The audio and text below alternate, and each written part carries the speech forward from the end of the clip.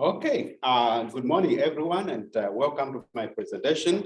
My name is Jeremiah Mutie, and I am primarily a church historian.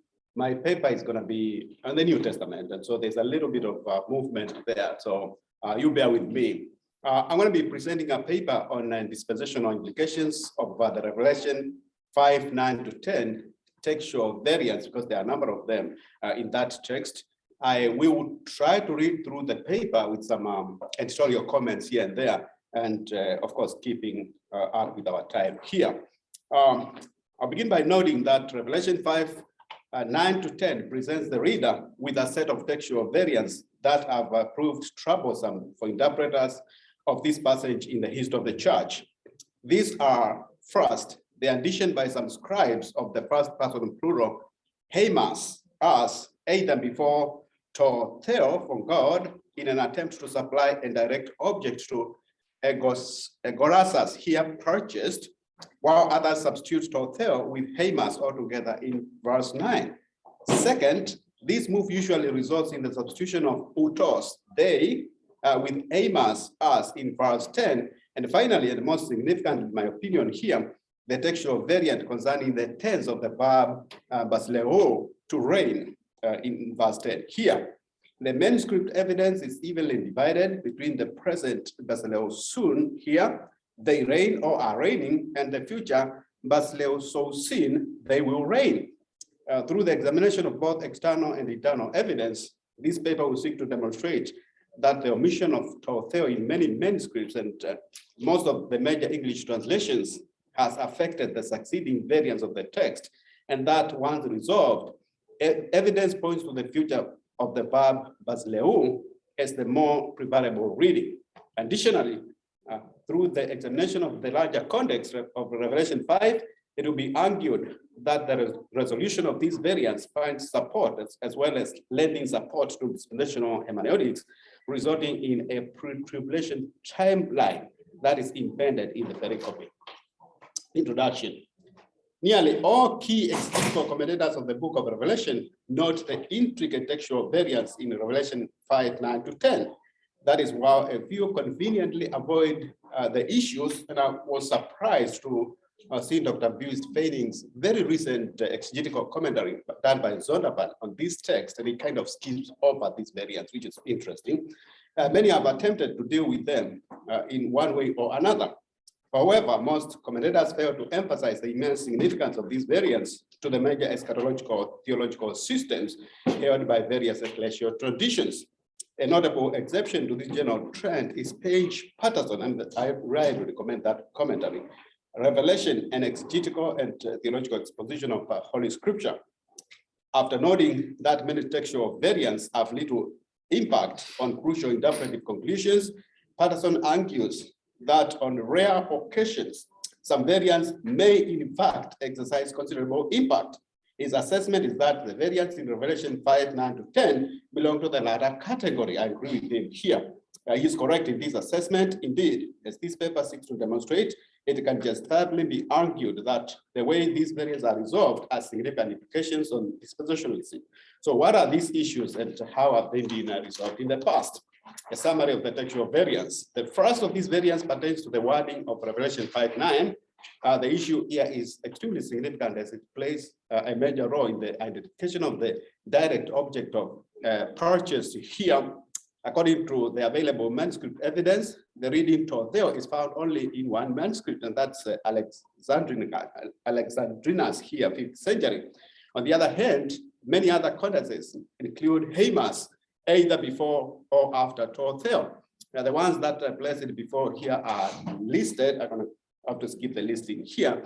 And finally, there are those manuscripts that delete to Theo altogether and replace it with Hamas altogether here, and they are listed as well. The other two variants here are in 5:10. Again, both of these have immense theological implications. Concerning the first variants, many manuscripts have the third person utos, them instead of the first person as Hamas. They are listed here, and according to Bruce Meziger, the third person pronoun, which is overwhelmingly supported, was replaced by Hamas in several versional and patristic witnesses, followed by the text as receptors. Emphasizing the significance of the resolution of this variant, Robert Mounds states that the TR carries out its identification between the elders and those for whom Christ died by reading Basileus Somen, we shall reign, instead of Basileus Sosin, they shall reign. And the list is given here. Thus, as it can be noticed here, all of these variants are interconnected and are attempting to respond to the larger question of the identity of the ones who were purchased. Finally, the second variant in 510 pertains again to the tense of Basileus, to reign. Again, we have noted above here that there are a number of variant readings of this verb. First, there's the reading Basileus Somen, we shall reign, which is attested in a number of manuscripts here. And while the resolution of the variant is attempted below, Messier is probably correct in stating that it is obvious that Basileus Somen is a secondary development arising from the introduction of Hamas in the preceding verse. Now, this leaves the reader with the other two more attested readings. The present Basileus, they are reigning, which is attested in a number of manuscripts here, and again, and the future Basileus Somen, we shall reign, which is attested in a number of manuscripts here. Textual critics, therefore, have continually wrestled with both the present and the future here. However, as already indicated, this is not an isolated variant, and whichever way one resolves it has resounding implications in the identification of the 24 elders that are mentioned in verse 8, who are the direct object of the purchased here, as well as the nature and the timing of the kingdom in question here. Is it the present or is it in the future? Patterson emphasizes this by noting that all the problems relating to the identification of the 24 elders have not yet been resolved, because verse 10 reports, you have meant them to be a kingdom and the priests, and to serve our God, and they will reign on earth. Two textual problems are sufficing here complicate the issue. The first is that the text suddenly reads, you have meant them to be a kingdom and the priests.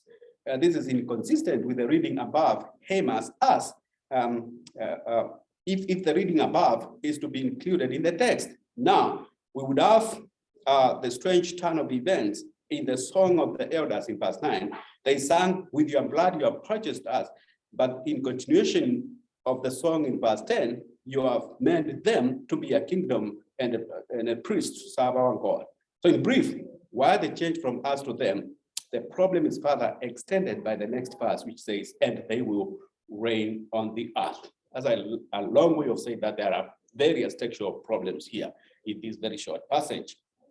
So let's look at the context of the passage and look at the way people have dealt with these variants. Revelation 5 continues the scene of chapter 4, the throne room vision.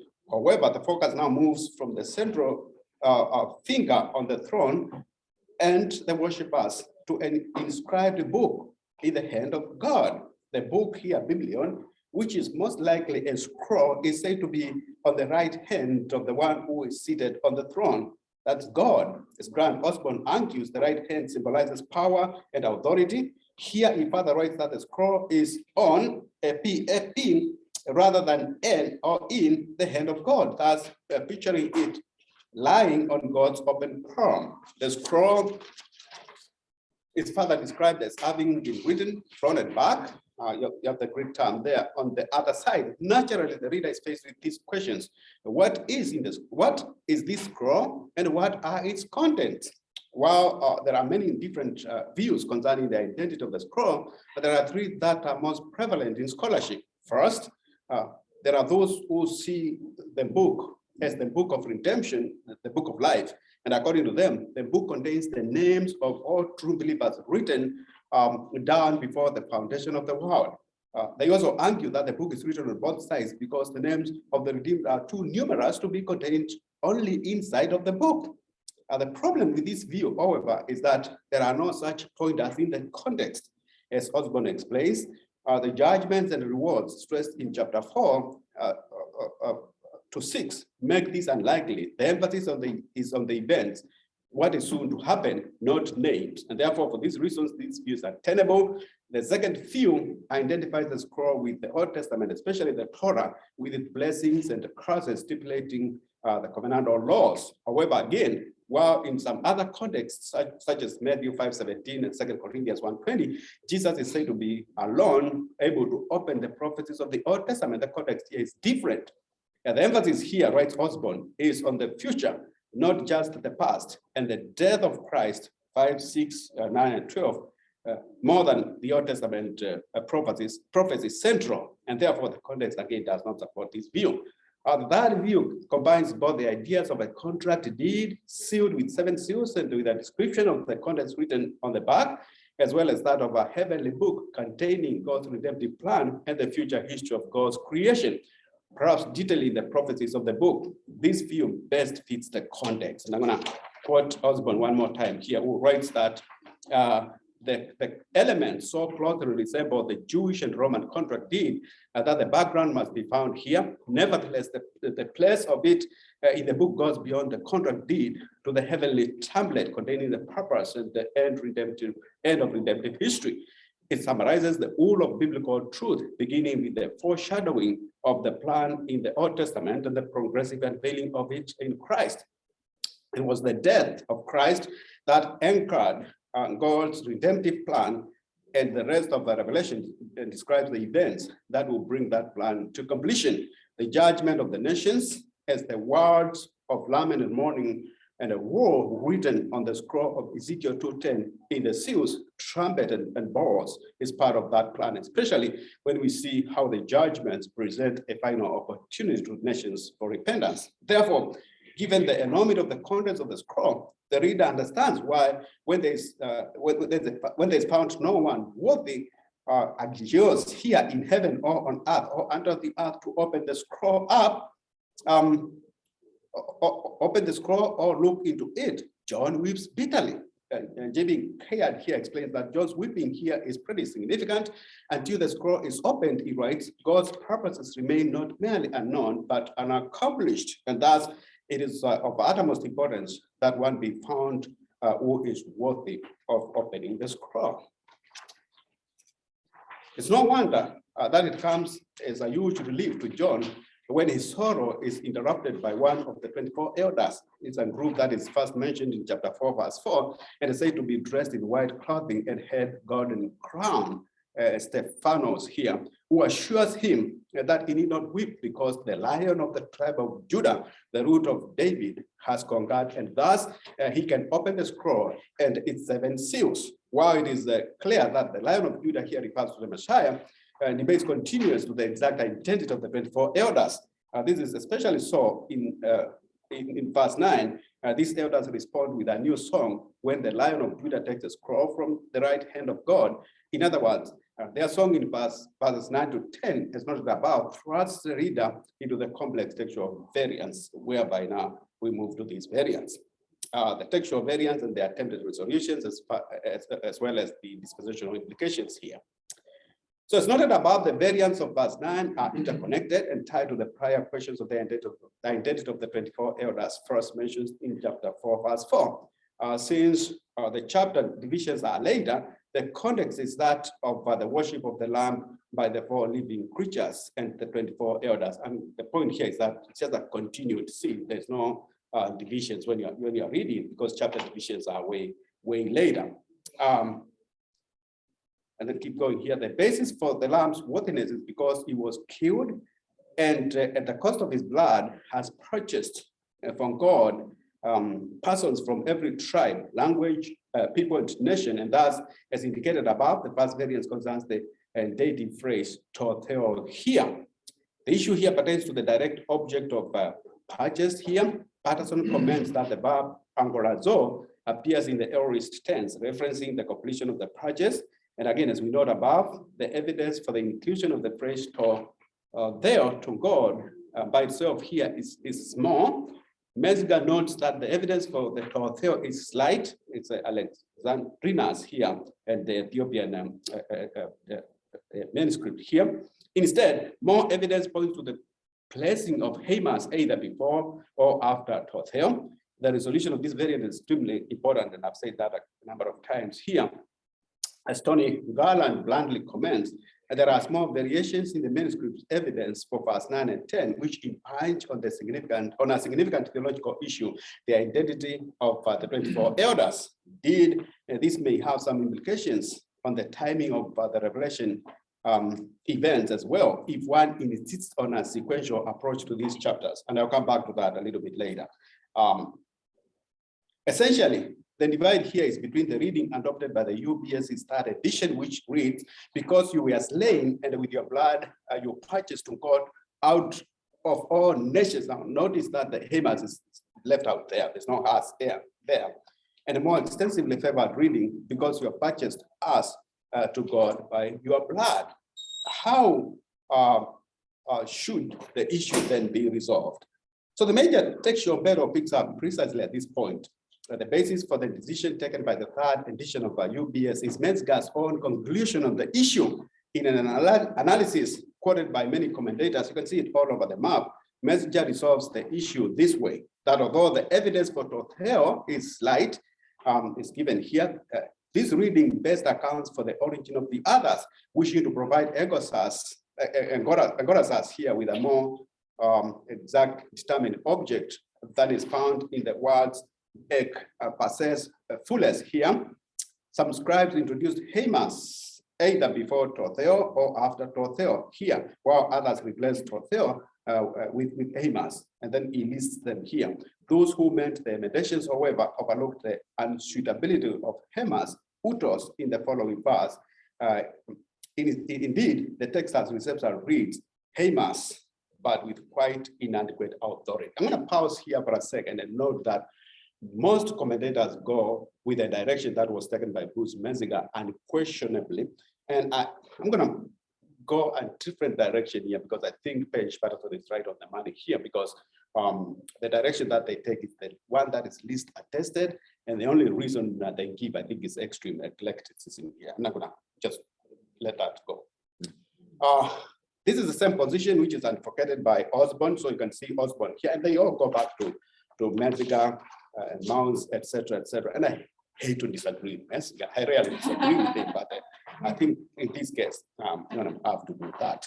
So they all go back to Metzger. I'm going to skip that quotation and go to a very important scholar, John Niemler, here, who comment that I believe indeed his dissertation on this very specific passage at Dallas Theological Seminary years ago, writes that most modern English versions of the New Testament have a decided preference for the Greek texts of Nestor Aland and or the United Bible Society. Why one wonders would these textual critics go with the reading that has the least evidence by their own admission, because they admit that a couple of times here. Is this the only possible resolution of the issue? In other words, the major weakness with this resolution, as advocated by Metzger and others, is that it ignores a significant amount of external evidence in reliance on scanty internal evidence. And to illustrate this, as Niemler points out, Metzger avoids mentioning the observations made by Oskaya in 1929 concerning this very variant. So he writes that oddly enough, he avoids mentioning Oskaya's observation about manuscript Alexandrinus. His 2-volume is a standard reference work on Revelation. Oskaya says, but what shall we do with this doctrinal and important verse, Revelation 5:9, in the matter of the omission of Hamas, who has redeemed us? The Alexandrine manuscript here drops the word between 2 columns. Nevertheless, Tischendorf, Westcott, and Hart, and the revisers follow suit with this authority only. No cursives. And then it goes on and on here. The point here is that most of these texts follow the least attested evidence here, for whatever reason. So in other words, according to Hoskia, Alexandrinus drops the word Hamas between the columns. In doing so, the scribe ended a line of text on the bottom of one column, and then he started at the top of the next column. The word Hamas should have been the first word on the top of the second column, but the scribe likely suffered a mental lapse. That is a supposition here. I don't know. Patterson arrives at the same conclusion. I agree with him here, noting that the translating committee chose the easier way here, because again, the committee had to reconcile that with the third person in verse 10. That's where the problem is. So they went forward to verse 10 and then back to verse 9. Patterson arrives at the same conclusion, noting that the translating committee chose the easier way here than to deal with the evidence. This amounts to a decision on the part of the textual committee. He writes concerning the term Hamas here, that because of the grammatical inconsistency of Hamas and the udos, which is in verse 10 here, they decided to resolve the problem by taking the reading most weakly attested. Further, he states that this decision to resolve one problem by creating more serious one should be rejected in favor of the almost universally attested support in conclusion, I would say inclusion here of Hamas. However, once one adopts this more attested reading of this variant, two major problems arise. First, who are the 24 elders speaking here, or we may say singing? And second, how can the first person plural be reconciled with the third person plural in the next verse? These questions, again, will be our next matters of attention. The song that started in verse 9 is concluded in verse 10. Here, the singers proclaim, "You have appointed them as a kingdom and a priest to serve our God, and they will reign on the earth." New English translation. The first textual issue here is about whether the third person plural utos, them, or the first person plural Hamas is the correct reading. The third person reading is one that is attested in the best authorities. I list the authorities here and I move to the next paragraph. However, the acceptance of the third person in verse 10 does not necessarily mean that we have to read that back into verse 9, which is what these interpreters have done. While the issue is further addressed in the question of the identity of the 24 elders, as well as the resolution of the final textual variant, the balance set here by Bill concerning both pronouns in verse 9 and 10 is helpful. He writes, "It is usually thought that as both here and in verse 10 is not original, and since them in verse 10 is less disputed, both on external and internal grounds, the as of verse 9 is likely secondary. On the other hand, it may not be so improbable that as in verse 9 and them in verse 10 could both be original, since this would also be a difficult reading, but not impossibly difficult because the liturgical atmosphere could justify the change in person between verse 9 and verse 10. Although the parallelism of the he meant them to God, verse 10, with he redeemed to God, verse 9, might point to the presence of a specific object in the latter phrase. Essentially, he's saying that since we have utos them in verse 10, you don't have to change verse 9 to utos as well. So the larger question, however, is the identity of the 24 elders who are singing this song, because again, that is embedded in the discussion here.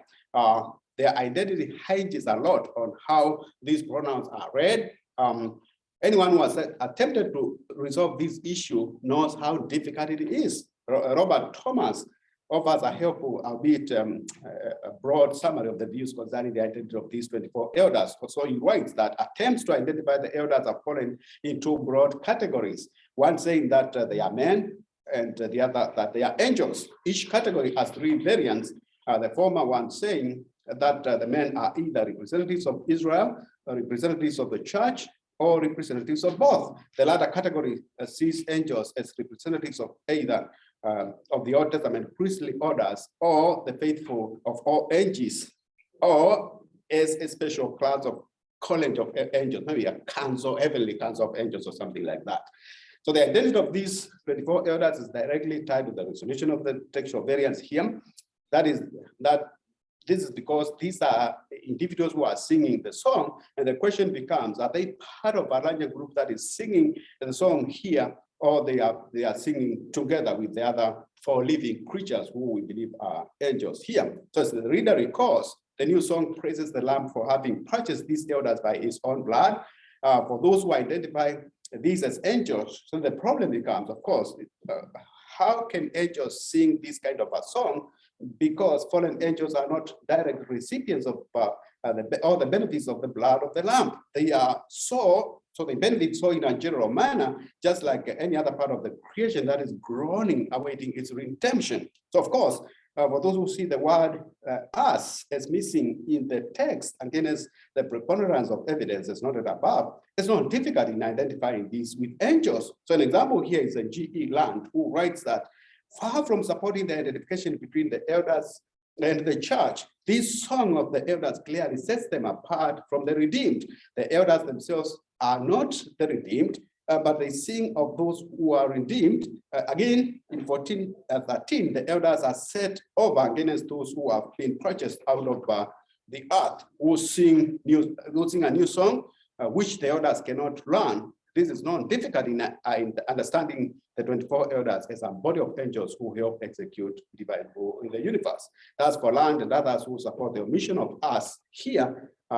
There's no problem with identifying the 24 elders as angels. On the other hand, a number of commentators identify the 24 elders as believers, specifically saints. Indeed, many see this identification as strong evidence for pre-tribulational rapture position.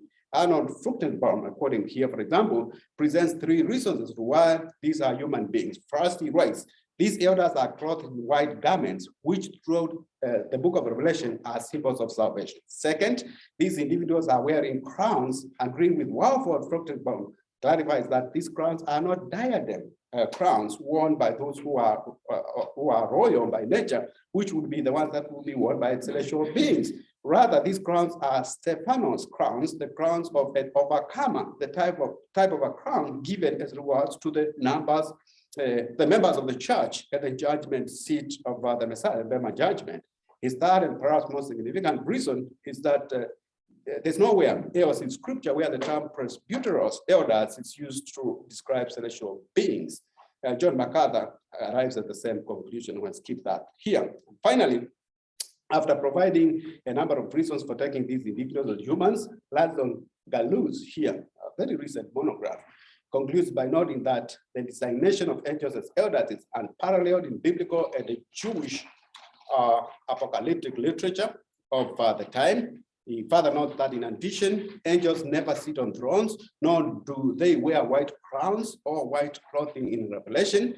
Thus, while the question of the identity of these elders is not a central interest of the author, there seems to be enough reasons to identify these as human beings. And I'm going to say most probably. I'm not finally settled on the issue, but I think that is the direction I'm taking. So for dispensationalists, one of the key implications of identifying the 24 elders as part of the saints is that it bolsters the pre-tribulational rapture position of the church sequentially. As noted above, even the post-tribulationist G.E. Land here admits that if these 24 elders are identified as part of the saints, the pre-tribulation rapture position gains credibility, like the pre-tribulationists have it, according to him here. Niemela further clarifies that concerning this implication, if the 24 elders are human, then this passage is a formidable argument in favor of rapture preceding Daniel's 70th week. If they are human, the passage narrows down the timing of the Bema seat, which necessarily follows the rapture. How so? The passage sets up a sequence of events. Look at this. Verse 10 pronounces that Christ has made the 24 elders kings and priests. It also declares that the 24 elders will reign on earth. Singing about such pronouncements in regard to the 24 humans would require that the Bema seat has already occurred. For the Bema seat to have occurred requires that the rapture had occurred even earlier. Furthermore, just before the elders sang these words, Revelation 5:4 says that John wept much because no one was found worthy to open the epitaph here and to break its seals. The elders sing in verse 9 that Christ is worthy to take the scroll and to open the seals. Revelation 6:1 is where Christ opens the first seal. So likewise, Walford makes the same connection here. And I'm going to kind of skip the statements by Walford here because they are still making the same case. You say that we cannot be dogmatic in their identity, but he thinks that they are saints. Finally, identifying the 24 elders as part of the body of Christ does not automatically exonerate the proponents from the non-textual issues relating to the pronouns. This is because, according to Revelation 5:8-9, both the 4 living creatures, which I think are cherubim here, who virtually every commentator identifies as angels, join in singing the song. The question then is, how is it possible for these angels to declare that the Lamb has purchased quote unquote here, has from God by his blood? This is especially so since it has been argued the Hamas is the original reading of the variant here. The most probable explanation is that the song is actually antiphonal kind of music, And antiphonal music is that which is sung by two groups in alternating manner. While this kind of music became prevalent in medieval Christianity, as Liba demonstrates, it has precedence in the Old Testament. I've got several Psalms here in the Old Testament. And the point is that there's a situation whereby you have people singing some stanzas and others singing some stanzas that are relevant to them here. That's going to be my direction here. Indeed, antiphony is not limited to poetic literature in the Old Testament.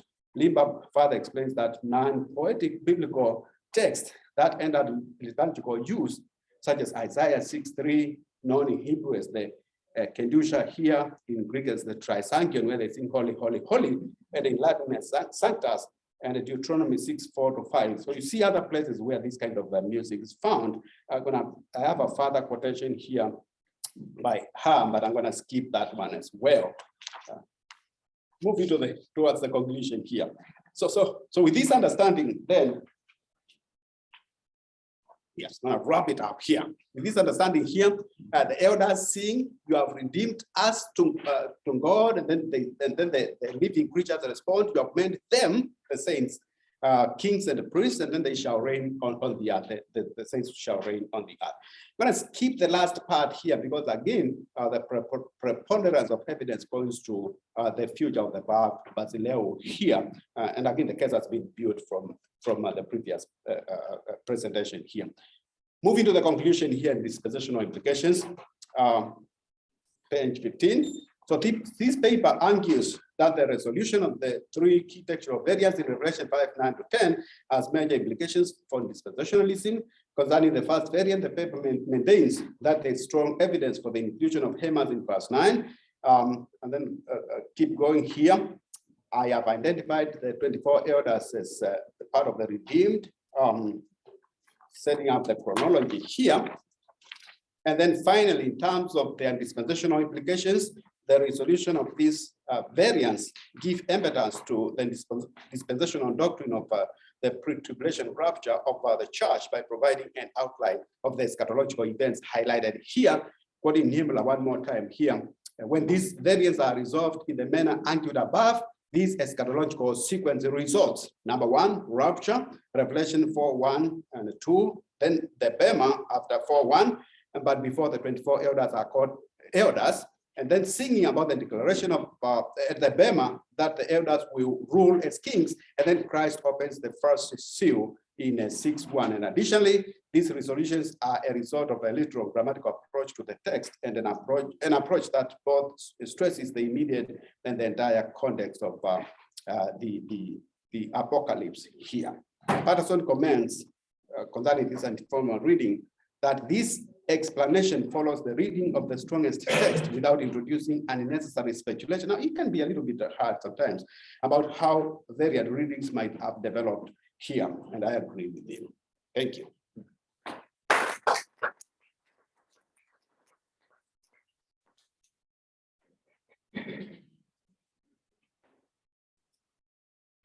Okay. Questions, criticisms, interaction?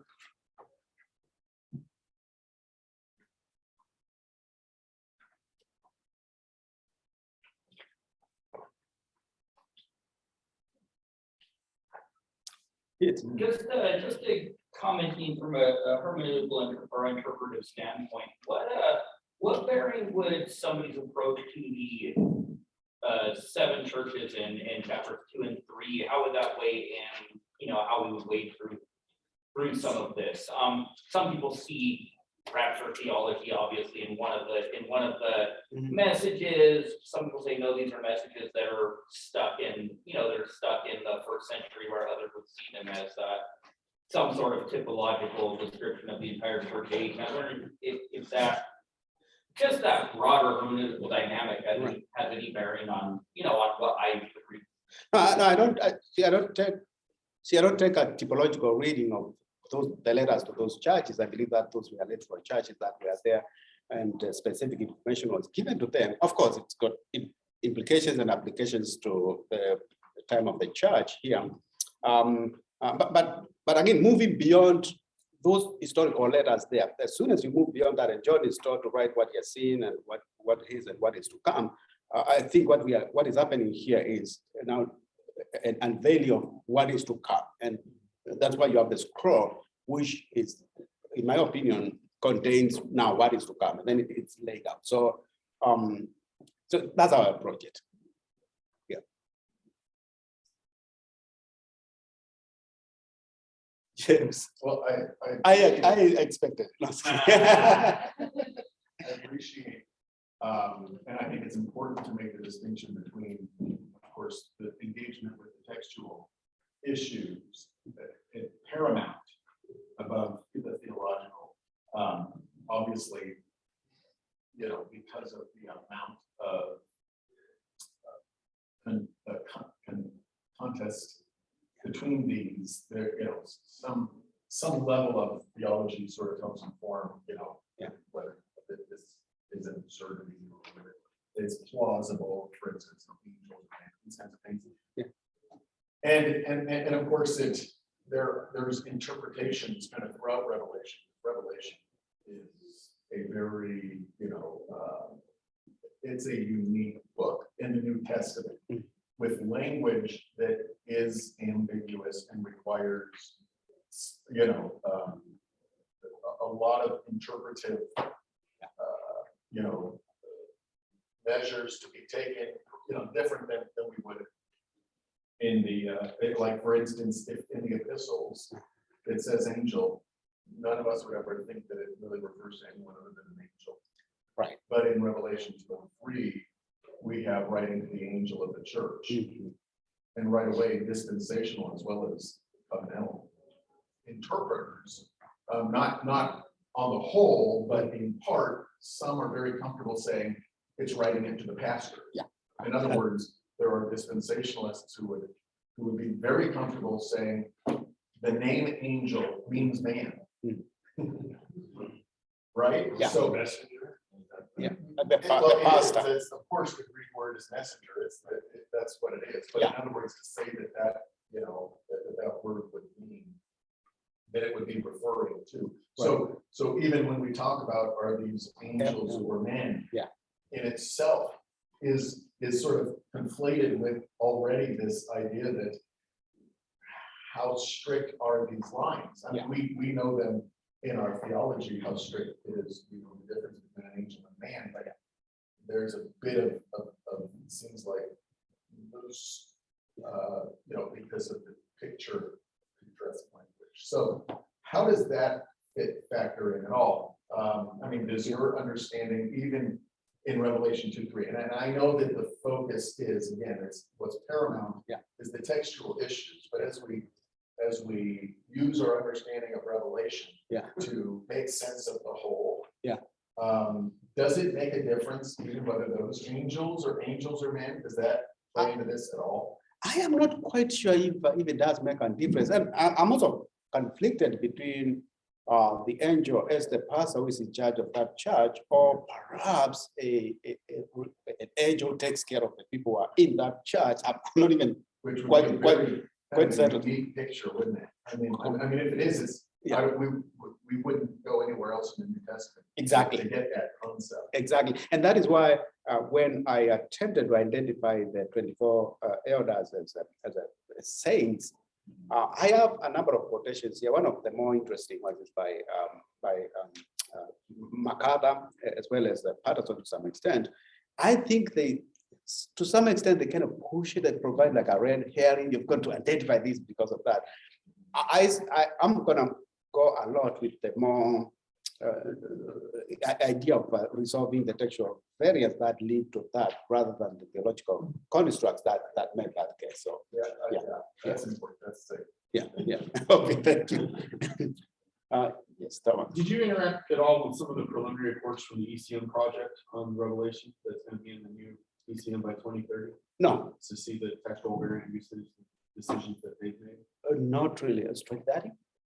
2030 is when the entirety of the New Testament will be done, but they've released some preliminary on books that have done like Revelation. Okay. So I would love to see that. I mean, the very latest comment that I came across was by Buist Penning, who unfortunately my professor does not address the issues. So I have his pages here. He just glosses over those issues. So yeah, I'll look that up. Okay, yes. So appreciated your paper, thank you. Mhm. I really appreciated that you used some linguistic indicators to try to identify who is being referred to, like the crowns, Mhm. stepnotes versus diadem. I thought that was very insightful. Right. But another thing that I very much appreciated is your attention to the music. Because you Right. really can't talk about the throne room without talking about the music that's Yeah. taking place there. It's Yeah. critical. It wouldn't be brought up so many times if it Right. wasn't something that was a key element. Right. And having a history in music myself, Oh. this call and response that you bring out to Hmm. the antiphonal music, right? Right. I think is super interesting. And you mentioned that it enacts a deep unity between the human congregation and the heavenly hosts that have been singing Right. for this time. And music, as we know, is something that brings people together. We do it as a part of worship celebration, as a part of repentance, Right. a call to response, right? Right. And so I found it very interesting here that you noted that this musical piece and this musical element Mhm. is really critical to understanding what the textual variants are presenting here. Right. So yeah, Well, more thank- a comment than anything else, but I just very much Well, appreciated that. Thank you so much for that, because I mean, part of the problem here was, okay, so if these are angels, how can they now be able to sing this kind of a music? Right. And so I think that's all, to some extent, that solves that. And there's a precedence in the Old Testament. So, yeah. Thank you. Okay, any other question? Jennifer? Not quite sure, but with Metzger picking the easier version, does he do that not just because it's easy, but it supports his theology? No, see. Well, yeah. With Mexico, yeah, here's the thing. Mexico, I mean, who can go against Mexico? I mean, Mexico is the renowned textual critic. I have never gone against Mexico up to this point. Oh, On this very specific issue. And so the problem with what Mexico does is that when he wrote this little thing here, every attempt to resolve a textual variant always agrees with the suggestion here.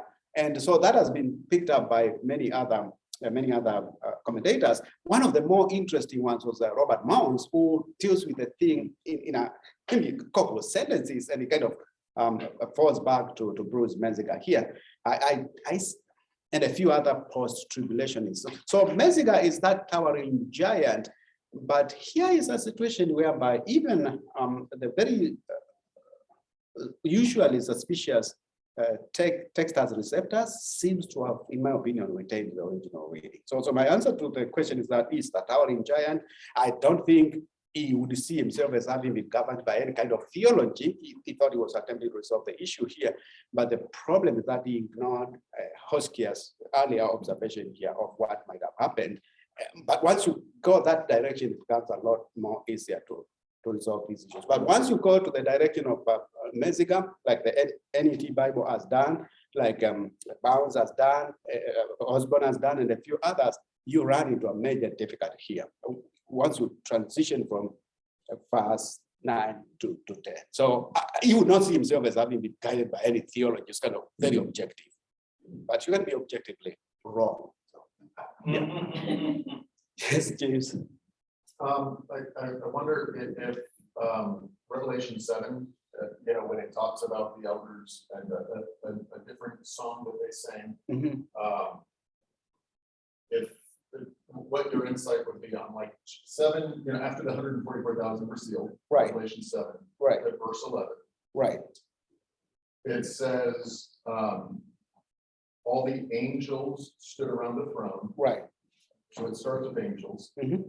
Then it says, and the elders. Yes. So right there in the middle is the elders. Yes. And the 4 living creatures. Yes. So it looks like you have like an angel sandwich. Yes, yes. And it actually says, they fell on their face to the throne and they prayed this. And then verse 13 says, one of the elders, which if that's still the men. Yeah. One of the men is asking, who are these arrayed in white robes? Yeah.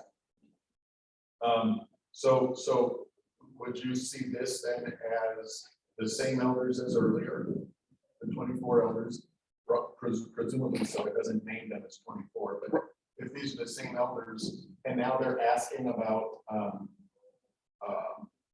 who these white robed fellows are, if this is the church,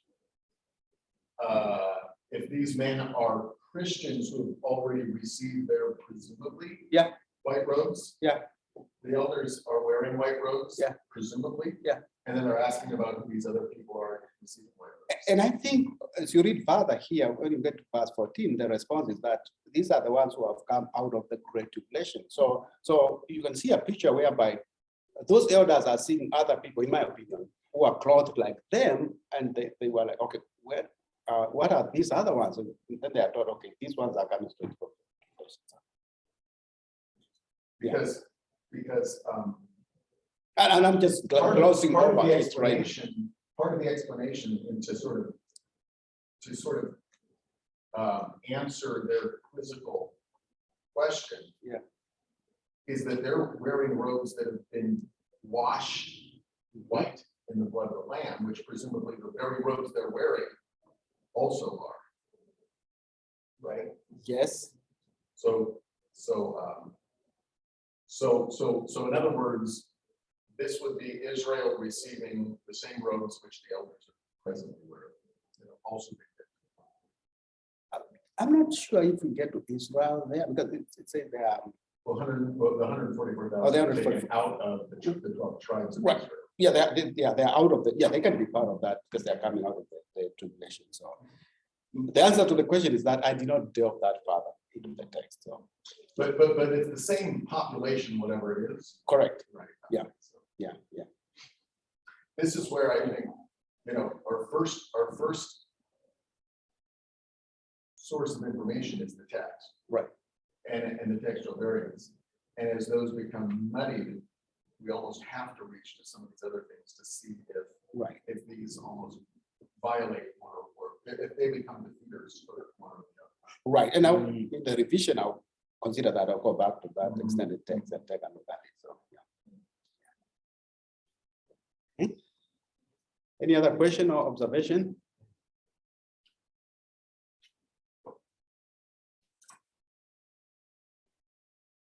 I just want to make sure I understood right, and I know you dealt with it. You mentioned, even people who more favor Texas Receptus, were you saying they kind of take issue with the Texas Receptus text at that point, or is that, I